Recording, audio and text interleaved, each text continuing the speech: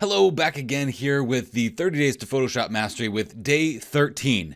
And today we're going to talk about something called masking. Now, masking is something that a lot of people try to take on when they very first jump into Photoshop, but you can't quite do that because it's a quite advanced concept when you're just starting out. So if you'll notice, we are on day 13. All right, we're a little over, about the halfway point here, and we're just now starting to talk about masking. So the reason why I waited this long to teach you about masking is because now, because of some of these other concepts that you have, masking is going to be so simple.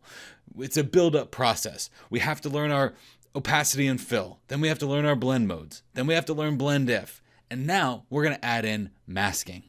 Masking by its name doesn't sound like something that you would need to know in Photoshop. But if you think about it this way, I used to be a painter. And when I was painting, I used to paint these really abstract paintings. So what I would do to block out certain areas from getting the paint on it, or when I was making triangular shapes or straight lines, I would put masking tape onto my painting, and then I would paint onto my painting. And then when I was done, I would pull off that tape, and that area where the tape was would not get any paint on it. And that's essentially what masking is here, but we're doing it in Photoshop, not with paint. All right, so the image that you have in front of you is just a very basic example. On the top, we have a purple layer. On the bottom, we have just something I just threw together really quickly to show you what's underneath this layer and how we can reveal what's underneath this layer. As of right now, you know that there are several ways that we can blend this magenta or purple mask example layer here with the layer below, right? We can use opacity to drop that down, right? And then we can see some of that underlying layer through it, right? We can also use maybe some of our blend modes, and you can see how that magenta is going to place itself on top of that and allow the blue to shine through. We've also talked about blend if, or if I were to double click in here and go into the layer styles, I could start revealing the blue underneath this magenta really quite easily, right? But these are all very calculated things. And what I mean by that is this is going to show all the pixels that are pixel from 0 to 72 through this magenta layer. But what if I just wanted to paint my own area where this doesn't exist, or paint my own transparency onto this layer without destroying it? What do? That's where masking comes in. By default, a pixel layer like this is not going to have a mask added to it. Now, if we open up an adjustment layer, like maybe just a curves adjustment layer, you'll see this little white thing right next to that. That's actually the mask. This whole time, these masks have been right in front of you. I just haven't used them yet. So now we need to get a mask onto this purple layer. In order to do that, I'm just going to go down here to this little icon right here that looks like a white rectangle with a circle cut in the middle of it. Now that's going to be a mask. And the way a mask works is it's really quite simple. We're going to need to get our brush tool for this. So press B for the brush tool, or go over to your brushes. And we need to make this brush smaller. If your brush is already rather small, don't worry about this. I'm going to teach you the hotkeys that make the brushes larger and smaller. If we press the left bracket key, it will make the brush smaller. If we press the right bracket key, it will make that brush larger. All right. Or we can right click here and we can adjust the size exactly down to the pixel level that we want to. So let's say I want this to be a 300 pixel brush. Okay. I'm going to press enter. So now the way this works is anywhere that I paint on this mask, on the mask with black, it's going to reveal what is underneath. Basically, we're using black to block out this effect. There's this common phrase that black reveals and white conceals, meaning a white mask is an opaque mask, but a mask that has a black streak in it will reveal what is in that streak. So with my brush, I'm going to right click here, and after I've got the size dialed in, I'm going to go up here to the general brushes. Okay, the general brushes in Photoshop, and you're going to want a soft edge brush for this typically, but we can use a hard edge brush just for learning this. The difference between this hard edge brush and this soft edge brush is just the hardness, or how much of the pixels from the center are going to affect the image. If the hardness is down to 0, it'll be a feather from the inside all the way out. If the hardness is all the way up, it's going to be basically just like you're taking a hockey puck and scraping away this purple layer. So the idea here is if we paint on black on here, it's going to reveal what's underneath. You see that? Now, did this purple layer get anything done to it? No, look at the purple layer. Nothing is wrong with it. Nothing has happened to it. It's still purple. What this mask next to us is showing is that as we click on this and we paint on this mask, it's going to reveal what is underneath this purple layer. That's quite different now from opacity or blend modes or blend if, because we're saying exactly where we want that thing to be affected or not affected. So what you're going to see here is after you've created a mask, there are quite a few options. We can feather this mask so that the edges of this mask get feathered so they aren't quite so hard edged. If we press Alt or Option and click on a mask, that will show us what this mask is and where it's affecting on black and white. So you can see that black areas will reveal what is underneath. Black reveals, white conceals. So I'll alt click on this mask again to get us back to this view. And then I'm going to drag this density down. Now what you'll see in the density is that there is something that's happening here that's changing, right? This is getting kind of on the purple level, isn't it? Let's press Alt or Option and look at this. Look at the density here. We change this to 50%. What's it doing? It's changing the density of the mask. It's saying, okay, you can't be black anymore. You are now going to be 50% gray, which means you're going to have half of the effect that you could have on this layer with this mask. So it's not just black that affects what gets revealed. If you want less to be revealed, you can always drop that density. So in the properties section here of this mask, there's some really important things in here because you can feather this mask so it gets a more natural transition from one area to the next. And you can also adjust the density of this mask or how black is that area going to be. Now, once you set this density to, let's say, 50%, if you try to paint with black on here, it won't be black. Even though we have a black brush selected, it won't be black, okay? So let's go ahead. I'm going to delete this. I want to show you this again, okay? There's a repetition is always the best way to learn this. So I'm going to delete this. So when I press B for my brush tool, what you'll notice right now is that over here in my color palette, I have the last color that I used as my foreground color, which was this hyper green and white.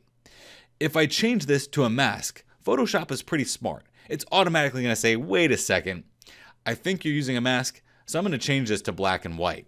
So if we press B for our brush tool, when we now have black and white here selected, let's go ahead and do this. Let's right click here and make this a soft edged brush where we take the hardness down to 0%. And what you're going to see now is as we draw on this mask, it's not going to have that hard chiseled edge that the other one had. It's going to have that nice feathered edge, which predominantly is the brush that you're going to want to use. I'd say 9 times out of 10, the brush that I'm using is a soft edged brush that's got 0% hardness because I really like the feathering effect that it gives. It's a much more natural transition. So we'll press Alt or Option and we'll look at this. You see that it's got a much more feathered edge. If we right click this and do the hardness brush here and we click and drag, look at the difference here. Okay. If when you're brushing, you want to maintain a straight line, this is a cool trick. Press and hold Shift while you do that and it will maintain a straight line, and you can click somewhere else and it will maintain that straight line. Okay. So that's just gee whiz information about brushing. Okay. I haven't really taught you the brush because we're going to use the brush as we work our way through Photoshop. Okay, so there, if we go into the properties of this mask, we can drop the density and we can see that some of that purple just kind of gradually lays itself on there because this is no longer black. It is now gray.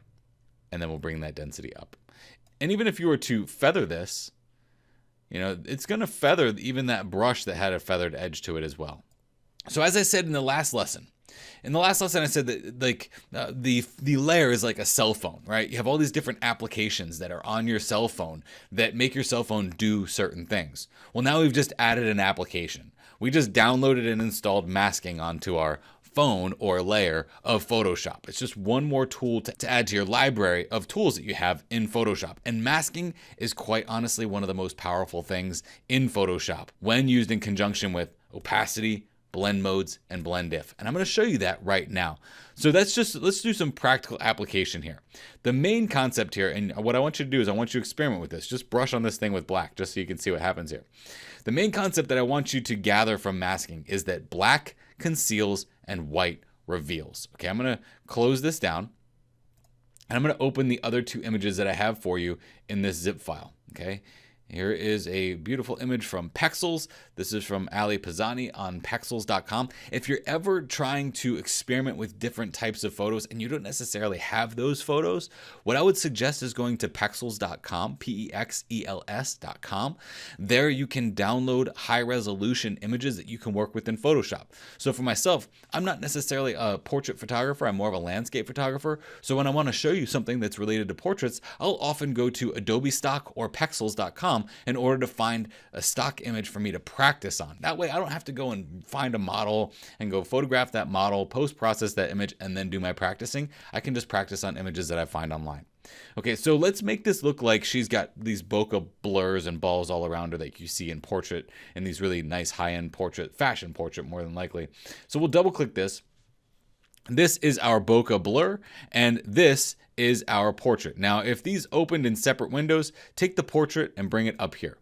What we're going to do with this layer right here is just press V for the move tool, and then move this over here like this, and then press and hold shift, click on this layer, and drag it over. So we press and hold shift, click on this layer, and drag it over to the portrait. Okay. Now we don't need this anymore, so I'll just minimize this. So what you'll see here is that we have this layer, which is our bokeh blur, on top of the beautiful portrait that we have here. So let's talk about some ways that we would blend this in the past. Now, one of the first ways is opacity, right? We could drop this opacity to kind of dial it in so she shines through, which that looks good, but it's not letting her come through like we need her to. Okay, so I'm going to bring that opacity back up. What's another way we talked about? We talked about blend modes, right? Using things like soft light and overlay. Soft light looks pretty cool here. Told you that was my go-to, right? But screen is a very interesting blend mode in that it will drop out anything that is black or transitioning into your midtones. It'll drop it out completely and leave the white stuff and the stuff that's on the brighter end of the spectrum, and it'll lay that on top of the image. So let's go to the screen blend mode and look at that. Now that is beautiful. That works really well because it gives us a nice blend. It allows some of that background to kind of shine through and peek through the black or dark areas of this bokeh layer. So I'll show you that again. So if we drop the opacity, not the greatest, but if we go to the blend mode and then drop this with the screen blend mode, bam, looks great. What's another way that we've blended before? Well, one of the things I like about this photo when I look at it, I really like this dark area that's over here on this side, and I like the dark areas that are over here on this side because it helps bring us into our portrait. So what I'm going to do here is I'm going to double click on this, and I'm going to grab this slider here, which is our blend if, and I'm going to protect the underlying layer's darkest areas. Okay, press and hold Alt or Option, and then split that and feather that, and we have a beautiful transition here. All right, look at that. Looks great. But the main problem here is what? We have these giant orbs of bokeh that are just all over her face and body, which don't really look very good. So how do we fix that? Well, if I double click on this and I try to go into blend if, I can try to get this down so that I get maybe some of the highlight areas to peek through because this is the highest highlight. But you'll notice that when I get to a certain point, it just can't get that off of her. This is where masking is important. I'm going to press Alt or Option and feather this in because that actually looks pretty good. This is where masking becomes really important. So let's create that layer mask here, which is that rectangular shape with the circle cut into it. I'll press B for my brush tool, and I'm going to make my brush larger by pressing the right bracket key. So I get a brush that's about the size of the area of these orbs that I want to get rid of. So I'm just going to start painting here. Just click and paint. Oop, that's a hard edge brush. We don't want that. So let's press Command or Control Z, which will undo what we just did. If we go into our history, that's actually just going to step back in the history palette. Let's right click here and drop the hardness down so we have a very nice soft edge brush and just start brushing around her face, and that looks good. That looks good. I'm going to clean this up in a second. So it still isn't blending very well here. I'm going to make my brush really big, like the size of her face. And you'll see why it's important that we used a very soft edge brush here. So right in the center of her face, I'm just going to start clicking like that. And you'll start to see that now she shines through very well through that. Okay, so I just clicked around. I clicked here, I clicked here, I clicked here, I clicked here. If we press Alt or Option, we look at that mask. Look at that. We're basically saying, okay, bokeh layer, you may not do anything to this centralized area right here because it's pure black. We basically said, sorry, you can't come out and play on this image in this dark area. But as it transitions into the gray, it's saying, okay, you guys can slowly come back in. All you little bokeh balls that are in this gray area, you can slowly make your way back into the photo. That's cool. We've got a nice blend. Blending in Photoshop is the most important part. So if we turn that preview off on this, you can see our progress. With this being said, and looking at the progress here, I think if we drop the opacity here down to about 82%, I think that looks really good. And one of the reasons why is that I don't want any of these bokeh balls to be a higher highlight than her. Because if they are, our eye will naturally gravitate towards them before it gets to her. And we want the viewer to see her. So let's talk a little bit more about masking. If we press the Shift key and click on the mask, press and hold Shift and click on the mask, that will make the mask disappear. Press and hold Shift and click on the mask, that makes the mask come back. Alt or Option click, that reveals that mask that we have there. Alt or Option click, and it goes back. Now, what I do need to talk about is this little link right here, because that's really important. Okay, if I undo this little link right here, that little link is going to undo this layer from the mask. And that can be really important if we want to move this layer around or resize this layer, but yet keep our mask the same. As it stands right now, if I were to press V for the move tool and start moving this around, you're going to see that the layer moves with the mask, or the mask moves with the layer, right? I'm going to press Command or Control Z to undo that.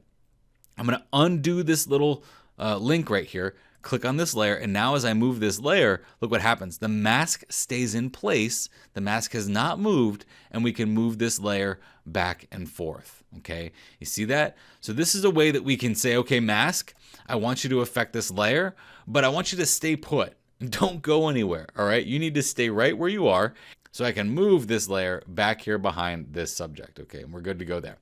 I like those guides, those purple guides. That's Command or Control H shows you those guides. That's really good because it shows us exactly when we have it like this, that everything is perfectly in line. We've got the horizontal and vertical axis perfectly in line, and that looks good. Once I get that set, I like to turn the link back on. And looking at this, I'm going to press B for my brush tool, make my brush a little bit smaller, and I think this little bokeh blur right here is a little bit too strong. So I'm just going to subdue it by hitting it with the black brush. I might do that over there a little bit too, because that's taking away from her, I think, because they're a little bit too bright, okay? So these black strokes that we're doing here are only on the mask. They are not on the physical layer. So that if we do press and hold Shift and click on this, we can see the image without those effects on it. The really cool part about this is if we go back into our layer styles by double clicking on this layer here, remember how I showed you in the last lesson about blend if with the color overlay? Well, if we turn the color overlay on right now, look at that. And what's this color overlay showing us right now? It's showing us that we are using a screen blend mode. We have an opacity of 76%. We have blend if taking place, and we also have a mask in here. That's pretty cool. This shows us everything and everywhere that this layer is affecting our photograph. If I turn that color overlay off just by pressing the preview and turning it off, that color overlay now no longer exists in this frame. That color overlay trick is really awesome because it gives you a really phenomenal representation of exactly what's happening with that layer and how it's affecting the layers underneath. It's really just using it as an assessment tool. If you aren't comfortable using it yet, you don't have to worry about that. But it's important to note here that this layer has all these apps in place. It's using screen. It's using a blend mode of screen. It's using an opacity of 76.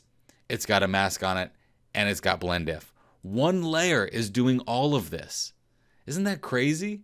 All right, we talked about masking today, which typically is one of the hardest things to understand. A lot of people have a lot of difficulty understanding masking, but I think at this point, because of the buildup that we've done, it's probably going to come a little bit easier to you. All right, so just a little recap and review. You want to make a mask? Use this. If you open up a new layer, like a hue saturation adjustment layer, it typically will come with a mask. If it does not come with a mask, go to Adjustments, and then right here, in this section right here, click on this little hamburger icon. And right here, it's going to say Add Mask by default. You want to make sure that that is checked. Always make sure that that is checked. All right, so that way, anytime you make a new adjustment layer, it's automatically going to put a mask on that adjustment layer. If this is unchecked and we create a new adjustment layer, you're going to see this. It doesn't come with a mask. Always have that checked, okay? That's a really important one to have checked. And we'll double check that it worked by making another curve. Okay, it worked. That's the only time I really ever come into this adjustments window. So I'm going to go ahead and turn that off, delete that, and delete that. Once you have a mask, it's pretty simple. You paint with black on the mask layer, and wherever you paint with black, it's going to reveal what is underneath. Anything that's white is going to stay the same in that layer, and we haven't destroyed the pixels of that layer at all. This is all about non-destructive editing. We haven't destroyed any of the pixels in either of these photos because we're doing things that are non-destructive. We aren't using eraser tools. We aren't cutting things away and deleting things. We're using masking, blend modes, blend if, and opacity. It's a build-up process for you to really master this Photoshop stuff. What I want you to do for your homework is experiment with all three of the documents that I've given you. Open up that very first one and just experiment painting on that purple layer to reveal what's underneath. All right, it's very simple, but I'm telling you, this stuff helps when you do this practical application stuff. I've been doing this in Photoshop for 20 years, and even just teaching this and helping you through this, I'm getting a better understanding of masking, and I've done it for 20 years. I then want you to open up this photograph and put that bokeh layer on top of it. Experiment with all the things that we've learned now. Blend modes, blend if, opacity, and masking for the areas that you don't want it to affect. In tomorrow's lesson, we're going to talk about the clipping mask, which is very different from a regular mask. It's kind of the thief in Photoshop. It likes to steal the properties of things that are underneath it. I think you're going to think it's pretty stealthy and pretty cool too. Hello, so I hope masking wasn't too difficult for you yesterday. I hope you got a lot of practice in and you understand a little bit better. In day 14 today, we're going to move on to something called clipping masks, which might sound like a mask, but it's not because it doesn't actually use any masks. Aha, but it does steal, that was really crazy, but it does steal the properties of whatever you tell it to. So this is an interesting thing. It's kind of like a symbiote. Okay, like a symbiote needs a host. A clipping mask needs a host. You can turn any layer into a host for another layer. Pretty cool stuff. So check this out.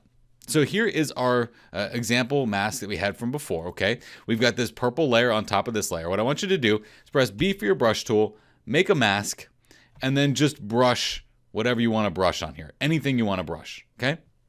So now what I've brushed on here is just this little cross to reveal what's underneath. Now let's say I wanted to change this color. It's not very easy for me to change this color now because this is a pixel layer. So what I'm going to do is I'm going to open up a new adjustment layer that's a solid color adjustment layer. And I'm going to change that to this bright red color here. Maybe not that offensive. Let's do this red color here and press OK.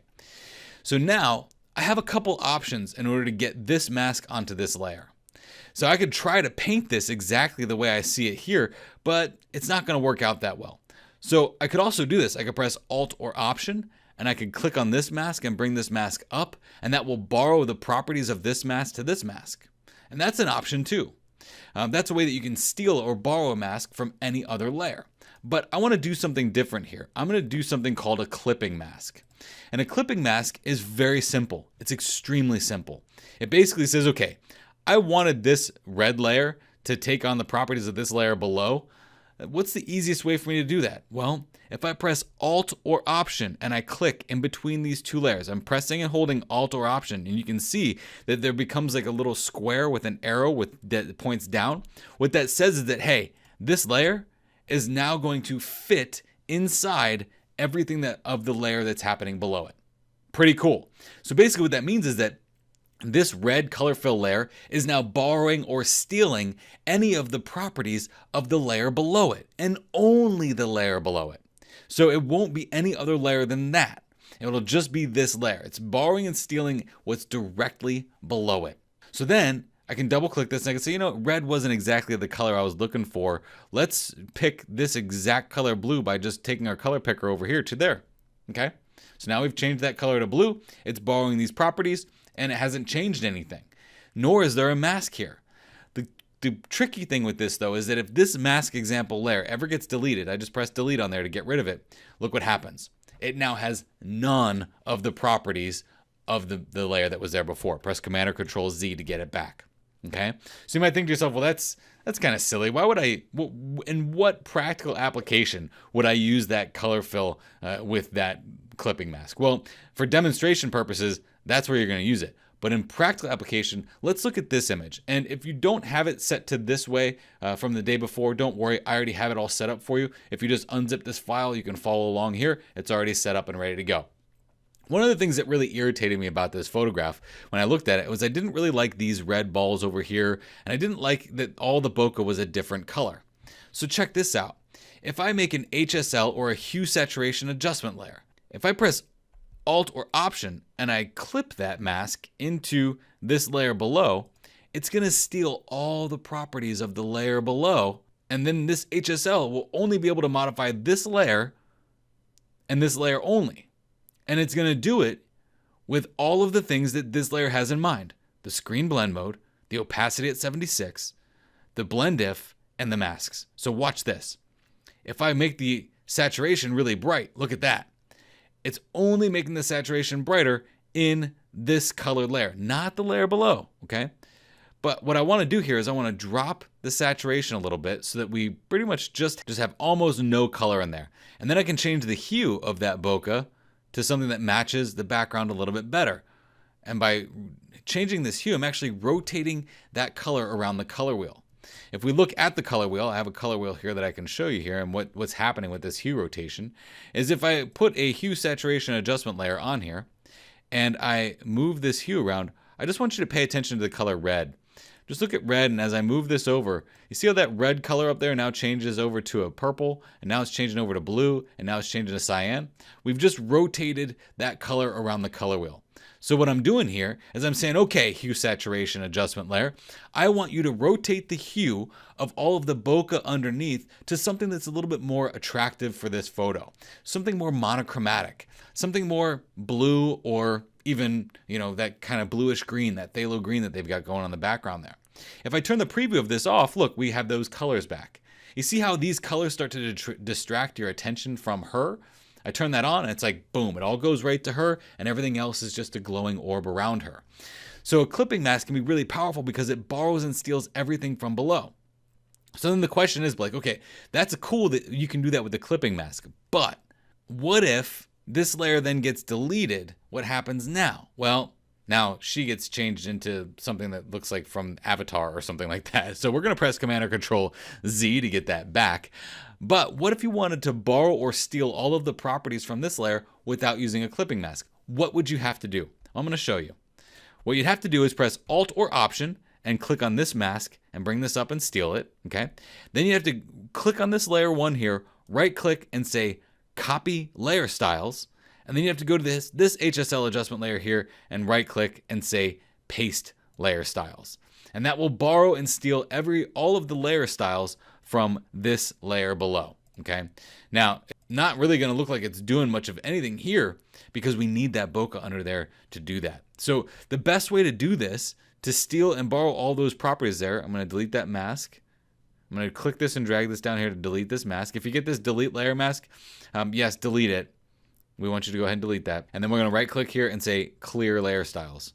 That'll get us back to where we were, and then we can press Alt or Option and borrow and steal those HSL adjustment layers there. So a clipping mask just borrows all of the stuff from below, and you can have multiple clipping masks happening at the same time. Let's say I wanted to brighten up everything in that background now, or darken it down. I'm going to make a curves adjustment layer here. And I'm going to add a clipping mask here and press Alt or Option and clip that curves adjustment layer now into this HSL, which is also clipped into this layer here. Now, when you have a clipping mask though, this isn't going to steal the properties of what's in this HSL. It's only going to steal the properties of what's in the layer that it's directly tied to. So if I want to make that darker, I'll bring this down, and that's going to darken down all those glowing orbs around her, or I can come up here and bring it up and brighten everything up behind her as well, in both the midtones and the highlights, okay? And I kind of like that. I think it needs to be a little bit on the darker end in those midtones and maybe a little on the darker end in the highlights, but that makes all those glowing orbs in the background a little bit brighter. Now, if we were to delete this layer, what happens now? Well, what happens now is we get that HSL adjustment layer and the curves adjustment layer on there, and they don't have that thing that they're clipped into. They lost their base. So if we press Command or Control Z to get that back, that's a better idea. One thing that you can do here in order to make sure that these all stay together is you can click on the bottom one, press and hold Shift and click on the top one. you can right click here and say link layers. That way these always all stay together. Actual better option here is to shift click all these again and press Command or Control G and put them in a group. And we can just call this bokeh. Okay. There's the before, there's the after. So a clipping mask, again, all a clipping mask does is it says, hey, it's like it's stealing your cell phone. So it's saying, hey, all those apps that you got on that phone, I want them on this phone, so I'm going to steal them. And that's basically what it does. We talk about these things as being like phone apps, your blend modes, your blend diff, your opacity, and your masks. Well, this layer now, because it's a clipping mask, is just borrowing and stealing all of the stuff in the layer below it. It's like when you get a new cell phone and there's nothing on it, and you bring it to the store and they put them next to each other, and then all the stuff goes from one phone to the other phone. That's basically what you're doing here. You're just borrowing the properties of one thing and giving them to another thing, and doing it temporarily in a way that doesn't affect it. And yes, you can still use the mask now. So if we look at this mask, we press B for our brush tool. Maybe this curves adjustment layer here, I didn't want it to affect this one orb. Okay, I'll just brush right here with my mask. And now this has its own individual mask that is now separate from the HSL and that bokeh layer. So that curve is great for brightening everything else up around it. Here's the before, here's the after, but we didn't want this one to get as bright as it did. So we're starting to separate those elements. And what you can see here though, is the really important thing that I want you to see here, is that we took this photograph and we transformed it very quickly with just one layer, essentially, and then 2 adjustment layers.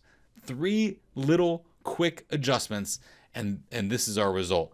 I don't know about you, but this kind of stuff excites me. Like, still, 20 years in Photoshop, and I'm still excited by this. Aha! Okay, clipping mask. I'm going to say it again. Just borrows and steals everything from below it. You press Alt or Option, click in between those 2 layers, and it's going to steal everything from below. Those things have to be, they have to stay together essentially, because if one gets moved or deleted, it's going to change and alter the effect. So just know that. That's why sometimes it's best to keep them in a group. So what I want you to do with your homework today is to experiment with those clipping masks on both of these images. Tomorrow, we're going to talk about selection tools as they pertain to masking. And this is where we can make really detailed, intricate masks that I think you're really going to appreciate.